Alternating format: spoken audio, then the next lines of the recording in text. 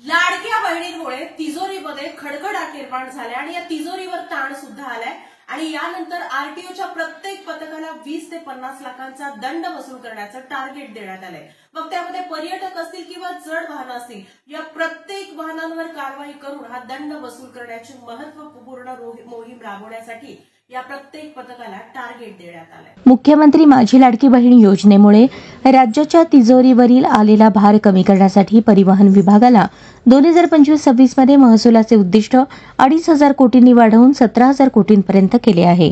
जिल्ह्याच्या आरटीओ कार्यालयांचे उद्दिष्ट अद्याप निश्चित नाही, पण प्रत्येक तालुक्यातील पथकास दरमहा 20 ते 50 लाखांचा महसूल तथा दंड वसूल करण्याचे उद्दिष्ट देण्यात आले आहे।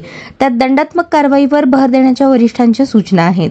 उन्हाळा सुट्ट्यांमुळे हजारो लोक विविध वाहनांनी वेगवेगळ्या शहर जिल्ह्यांमध्ये पर्यटन, देवदर्शनासाठी खासगी वाहनाने ये-जा करतात।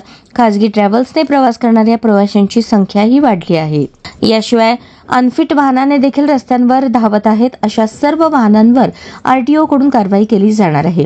वाहनांची खरेदी विक्री वाढली असून त्यातूनही परिवहन विभागाला महसूल मिळणार आहे। परिवहन विभागाच्या वरिष्ठ अधिकाऱ्यांकडून महसुलाचे उद्दिष्ट 100% पूर्ण करण्याच्या सूचना केल्या आहेत। त्यानुसार वाहनांचा कर, वाहन नोंदणी आणि दंड वसुली अशा 3 प्रमुख बाबींवर आरटीओ अधिकाऱ्यांनी फोकस केला आहे। आरटीओ विभागाला सरकारकडून अधिकाऱ्यांसाठी वाहने देण्यात आली आहेत। त्यातून प्रत्येक तालुक्यासाठी स्वतंत्र पथक नेमून कारवाईची ठिकाणे देखील निश्चित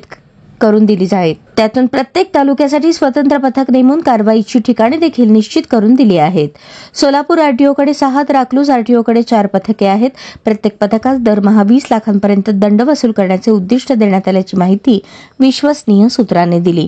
त्यानुसार जड वाहने, प्रवासी वाहने, परजिल्ह्यातील, परराज्यातील वाहनांवर कारवाई केली जात आहे।